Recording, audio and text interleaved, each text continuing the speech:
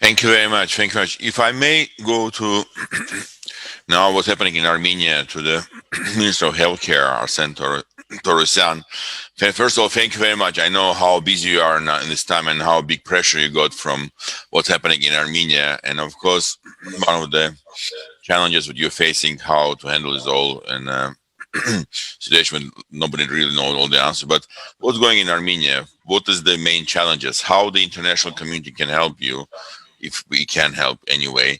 It's also, with our challenge program, what we've been part of our, which is chaired by Ara Darzi selection committee, and we co-founded by Nubaraf and myself and Vatangagan, provided 10 ventilators to Armenian hospital. But what is the real help can be done from the international global communities, Armenian and non-Armenian, and also how volunteers and internal people can support something which needs to be done?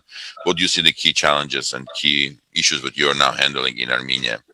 If I may ask you open question to Minister, to understand it's a lot of questions and not so many easy answers, but we'll appreciate about your explanation and position. Thank you very much, Ruben, for this opportunity to speak with experts in the field like David Navarro, whose introduction was very useful to all of us, to the ministry staff, to our audience, and thank you for this opportunity to introduce what we have now in Armenia. Actually, I've written down some points to go through, and I think it's very important to start from very beginning, because we, as a Ministry of Health and then as a government, started to concentrate our attention to this issue from mid-January, and because we had very specific challenge that the visa-free regime for Chinese citizens went into force just when the outbreaks started in China, and we had to act very quickly to restrict the potential entry of the virus with the Chinese citizens into Armenia, and we acted very quickly and just stop this visa-free regime, and which I think allowed us to have a lot of time to get prepared for the cases in Armenia. The same is done with Iran, and which are our closest neighbor, and even Dr. Navarro emphasized the case of Iran as an exceptional before Italy, actually.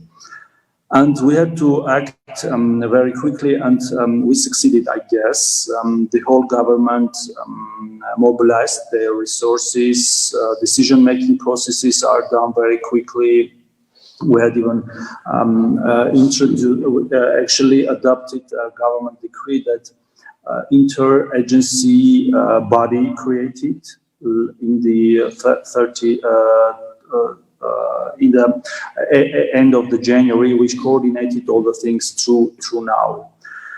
As of now, I would say that the first case was diagnosed in the 1st of March, but then we had a kind of grace period for the second case. The first case was from Iran, and the second case and the third case was from Italy. And after the second case, we had growing numbers of cases because of the local transmission. And now as of actually morning, for Armenia, we have 372 cases, out of which 28 are healed or recovered or virus-free, we can say so. And we have one fatality. What we do now as anti-epidemic or pandemic measures is mainly in line with WHO and UN and international community suggest. This is limitation of movements of people. Actually, the country is under lockdown, total lockdown now for a period of week, but it can be revised, to have more, to extend for a week or so. We have a system in place for testing of the suspected cases, tracing the cases, isolating the contacts, mainly in the special cases like hotels or so, self-isolating of second contacts or people that travel to Armenia from the risk zones, like the number of countries is now very big, actually more than 20 countries, and the list is getting more and more extending. Yeah. And the treatment, of course. For the treatment, I can say that we try to use the drugs or methods that are actually not totally evidence-based, because we have very short time to justify everything, the international scientific research community. But we use the chloroquine, we use the antiretroviral drugs, from actually a week for a period of week or so, and we will have our own results soon, I guess. The second part for the treatment is that we are actually creating a branch in the health system to deal only with coronavirus. We are mobilizing either abandoned or not fully loaded hospitals just to deal with coronavirus with beds. We are mobilizing about 700 beds for only coronavirus, with about 70 to 80 ICU beds, which also can be extended to a bit more. Of course, we face lots of challenges, starting from personal protective equipment that we have insured, and actually all countries now insured of this personal protective equipment.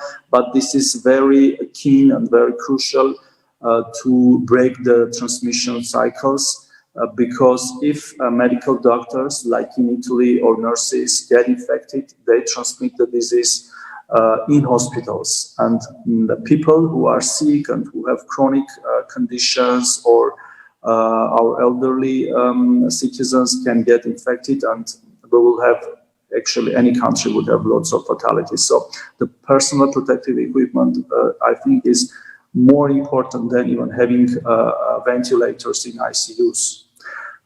Because if you have like hundreds or thousands or even tens of thousands cases, I think any healthcare system cannot handle, no healthcare system cannot handle this cases, this number of cases. So we try to buy PPEs from mainly from China, but also as everybody knows, we have lots of logistic programs, because flights are shut down to the lots of directions. The land transport is very slow, plus lots of land borders are closed now. Actually, all our land borders now are closed, except of course for cargo, but again, there are limitations for cargo too.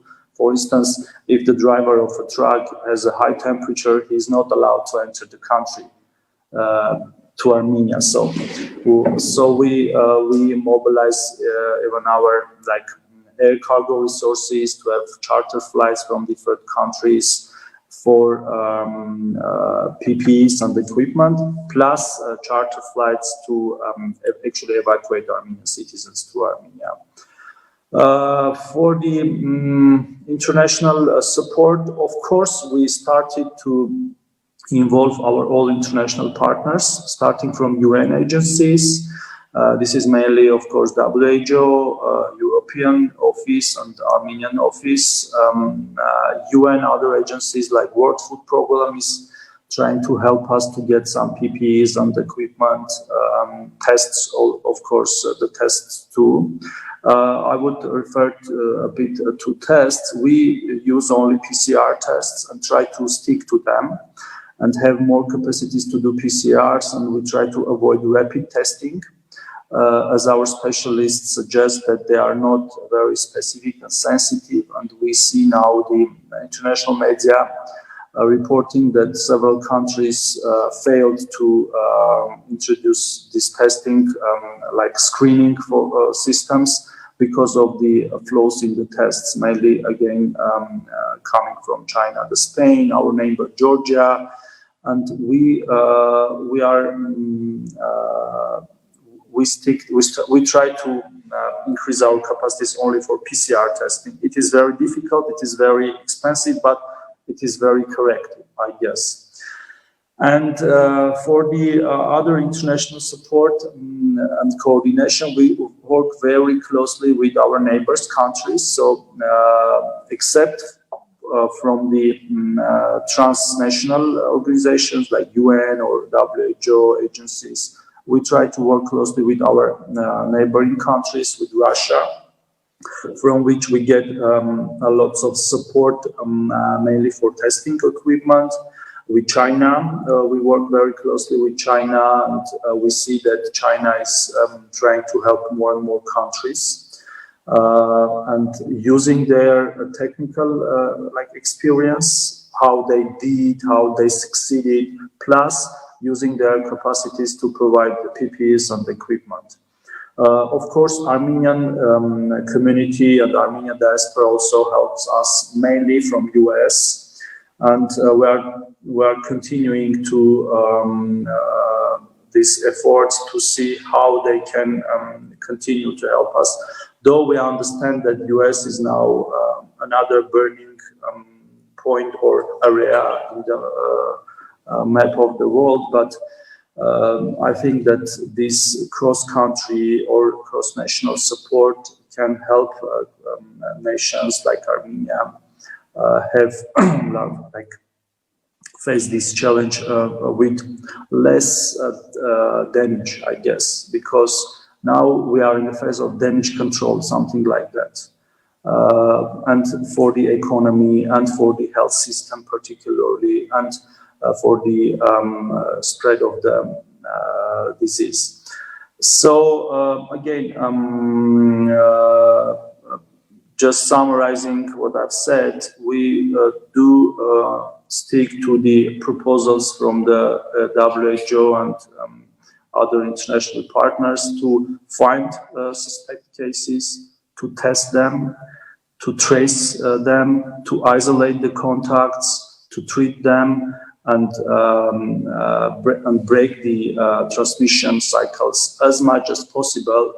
And hoping for the vaccine and for the specific treatment to come out, because as again Dr. Nabarro stated, there cannot be an expectation that this will end soon.